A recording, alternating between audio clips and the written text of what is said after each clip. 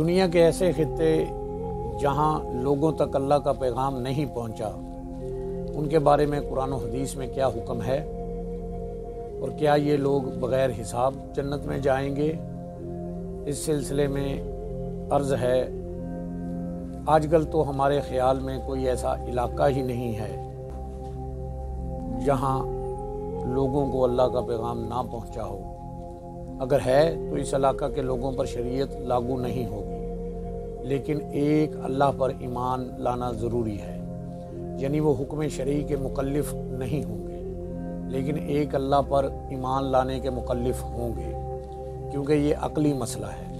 اس کے علاوہ ناحق قتل کرنا، چوری کرنا، جھوٹ بولنا، لوگوں کو تکلیف دینا وغیرہ سب امور جو فطری طور پر انسانی عقل میں پائے جاتے ہیں، ان کے بارے میں ان سے پوچھا جائے گا۔ لہٰذا جن لوگوں تک اللہ تعالیٰ کا پیغام نہیں پہنچ پائے گا، ان سے شرعی مسائل کا حساب نہیں ہوگا، بلکہ صرف عقلی مسائل کا حساب ہوگا، جن کی بنا پر وہ جنت یا جہنم میں جائیں گے۔